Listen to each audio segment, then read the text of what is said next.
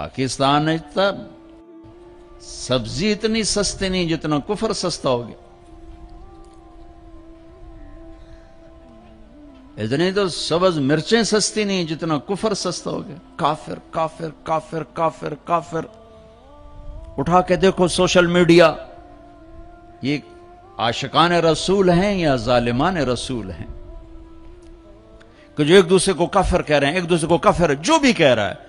دیوبندی بریلیوں کو کہہ رہے ہیں، بریلوی دیوبندیوں کو کہہ رہے ہیں، غیر مقلد مقلدین کو کہہ رہے ہیں، مقلدین غیر مقلدوں کو کہہ رہے ہیں، شیعہ سنیوں کو کہہ رہے ہیں، سنی شیعہ کو کہہ رہے ہیں. وہ مجھے بتاؤ جنت کس کے لیے ہے پھر؟ اللہ ویلی جنت دا چار پاؤنے. نفرت کی آگ ہے، نفرت کی آگ ہے. کبھی سیاست کے نام پر ہے، کبھی مذہب کے نام پر ہے، کبھی قوم کے نام پر ہے، کبھی صوبے کے نام پر ہے، کبھی زبان کے نام پر ہے، کبھی کسی بنیاد پر ہے. میرے بیٹے انس، اس دل کو نفرتوں سے دھو دو، صاف کر دو، پاک کر دو. یہ میری عظیم الشان سنت ہے، اور جو میری اس سنت سے پیار کرے گا وہ مجھ سے پیار کرے گا. اب مجھے بتاؤ، یہ ہے عاشق رسول کا معیار. اگر میرا سینہ کسی بھی فرقے کے مسلمانوں کے بغض سے بھرا ہوا ہے، میں بڑا جذباتی ہو جاتا ہوں اس مضمون کو چھیڑتے ہوئے. مجھے غم لگتا ہے، غصہ نہیں غم لگتا ہے. اور یہ آگ تم تاجروں نے نہیں بھڑکائی، یہ آگ اصحاب منبر نے یہ آگ لگائی. میں سب کی بات نہیں کرتا ہوں، ہر فرقے میں بڑے معتدل علماء ہیں، لیکن ہر فرقے میں کچھ ایسے سنگ دل ہیں جو بیٹھتے منبر پر ہیں اور چھڑکتے پٹرول ہیں، اور اپنی زبان کی آگ سے پھر اس سے آگ دکھاتے ہیں. پھر یہ نوجوان دست و گریباں ہوتے ہیں اور سلام کرنے سے بھی جاتے ہیں، جنازے پڑھنے سے جاتے ہیں. میں کیسے سمجھاؤں؟ کہاں سے الفاظ لاؤں؟ میرا سینہ پھٹ گیا ہے. میں 15 سال سے یہ مضمون بول رہا ہوں، کبھی کسی سے معاوضہ نہیں لیا. یہ کوئی فخر سے نہیں بتاتا ہوں، صرف اپنی صفائی پیش کرنے کے لیے بتاتا ہوں. تیسری دفعہ بھائی عقیل، ان کی میں سخاوت کی وجہ سے ان کی قدر کرتا ہوں. میں اس لیے آ جاتا ہوں کہ یہ سخی آدمی، اور سخی سے اللہ پیار کرتا ہے. لیکن مجھے ٹکٹ کبھی نہیں دیا، میں اپنے ٹکٹ پہ آتا ہوں کہ میں نے اس کا معاوضہ اللہ سے لینا ہے، اس سے تھوڑا ہی لینا ہے کہ جاتے ہوئے لفافہ میری جیب میں ڈال دے.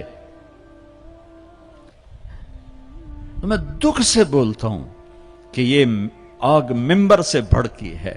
سب کی بات نہیں کرتا ہوں، 5 انگلیاں برابر نہیں ہیں، لیکن ہر مسلک کے نوجوان خطیبوں نے ایک آگ بھڑکائی ہوئی ہے، ایک آگ لگائی ہوئی ہے.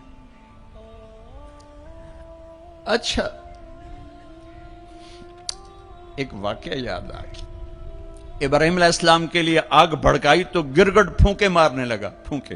اور نہ مرادہ تیری پھونک نال کی بڑھنا ہے، لیکن ایک برائی کا ساتھی بنا تو حکم ہے جہاں گرگٹ ملے اسے مار دو. یہاں نہیں پایا جاتا گرگٹ، وہ میں نے افریقہ میں دیکھے تھوک کے حساب سے، یہاں نہیں ہے. مارے چھپ کے لیے اس کی قسم ہے، گرگٹ نہیں ہے. اور کبوتر کو بھی پتا ہے میرے 2 چن جاندے پانی نال کچھ نہیں بڑھنا. اس نے چونچ میں پانی بھر کے ایسے اوپر ڈالا. اللہ نے کبوتر کی محبت پوری دنیا کے دل میں بٹھا دی. سارا حرم کبوتروں سے بھرا پڑا. میرے نبی کا حرم کبوتروں سے بھرا پڑا ہے.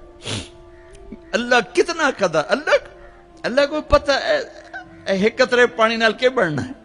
کبوتر جی چونچ دے پانی نال کے بڑھنا ہے. گرگٹ کی پھونک سے کوئی آگ بھڑک گئی، ایک برائی کا ساتھی بنا، حکم آ گیا جہاں ملے مار دیا جائے. کبوتر ایک اچھائی کا علمبردار بنا، حرم بھر دیا کبوتروں سے. دونوں حرم بھر دیے، کبوتروں کی محبت دلوں میں ڈال دی. کبوتر بادوں سے پوچھو کیسے اتنا بیوی سے پیار نہیں کرتے جتنا کبوتروں سے پیار کرتے. مجھے پتا ہے میں اس آگ کو نہیں بجھا سکتا، لیکن میں اللہ کے نبی کی بارگاہ میں کہہ سکوں گا یا رسول اللہ میں تو کبوتر بننے کی کوشش کرتا رہا. مجھے پتا ہے میرے چند قطروں سے کچھ نہیں ہوگا.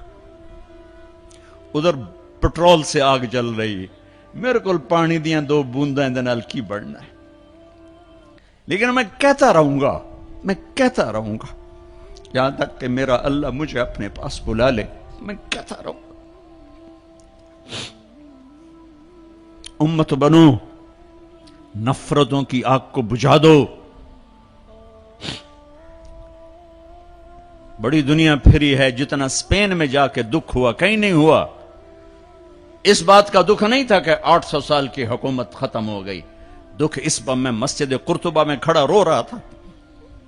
میں اس بات پہ نہیں رویا کہ مسجد گرجا بن گئی. گرجا بن چکی ہے, تھوڑی سی جگہ کور کی ہوئی ہے مسجد کی, لیکن وہاں نماز پڑھنے کی اجازت نہیں. باقی ساری مسجد گرجا بن چکی ہے. بڑے بڑے بت ہیں, بڑی بڑی تصویریں, بالکل سینٹر میں گرجا ہے.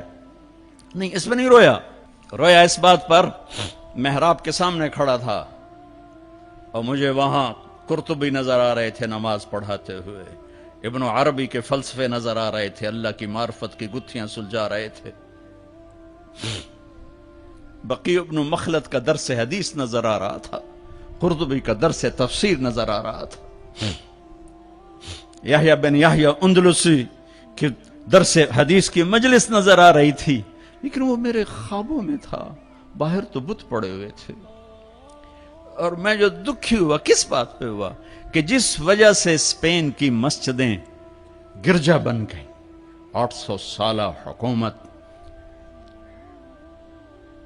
زیر و زبر ہو گئی, وہ ساری وجہ میرے دیس پاکستان میں موجود ہیں اور کوئی نہیں سمجھ رہا, کوئی نہیں سمجھ رہا. اس لیے میں نے کہا تھا مردہ یزید پہ لعنت بھیجتے ہو اور زندہ یزید کے سامنے دست بستہ ہو کے کھڑے ہو. اس ایک حدیث کو سینے سے لگا لو, دل کھلے کر دو سب کے لیے. اگر آپ کی نظر میں میں کافر ہوں تو مجھ سے نفرت کیوں کرتے ہو؟ میرے نبی والا کام کرو نا, سینے سے لگاؤ, کھانے کھلاؤ, سمجھاؤ. تبلیغ والوں نے کیا کیا ہے؟ آپ کو ہاتھ جوڑ کے کہتا ہوں تبلیغ میں ٹائم لگاؤ. پوری دنیا میں واحد دین کی محنت ہے جس نے محبت کا وہ پیغام پہنچایا ہے کہ امت کو فرقہ واریت سے نکال کر ایک امت پنے کی شکل دکھائی ہے. میرے نبی نے کیا کیا؟ عبداللہ بن ابی کا جنازہ پڑھا دیا. میرے نبی نے کیا کیا؟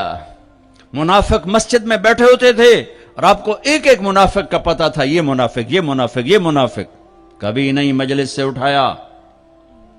تو ایک کام تو یہ کرو کہ اپنے دل کو نفرتوں سے پاک کرو.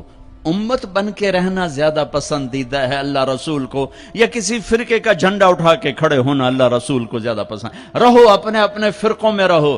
میں تمام اسلامی فرقوں کو سلام پیش کرتا ہوں, لیکن میں یہ ہاتھ جوڑتا ہوں کہ یہ جو ایک دوسرے کے دستوں گریباں ہو اور ایک دوسرے پر تم نے کفر کی توپیں چلائی ہوئی ہیں, اللہ کے واسطے انہیں محبت کے بول میں تبدیل کر دو. ایک دوسرے کے گلے لگ جاؤ, ایک دوسرے کو کھلے ماتھے سلام کرو, ایک دوسرے کے پیچھے نمازیں پڑھو, ایک دوسرے کو قریب بٹھاؤ. اپنے نبی کی تم چھوڑو مولوی کی بات, میری تھوڑا قرآن اٹھا کے پڑھ لو, قرآن اٹھا کے پڑھ لو, خود پڑھو. سارے تم پڑھے ہوئے بچے بیٹھے ہوئے ہو, اپنے نبی کی سیرت پڑھو. میری گل کتے مار چھڑو, مینوں دفع کرو, میں کون ہاں, میں مشت خاک. اپنے رب دا قرآن پڑھو, اپنے نبی دی حدیث پڑھو, اپنے نبی دی زندگی پڑھو تو انہوں پتہ لگ جائے. تو آج اپنے نبی کی ایک عظیم الشان سنت پیش کر رہا ہوں کہ اس دل کو سب کی نفرت سے صاف کر دو. نیت کر دو نا سارے بھائی.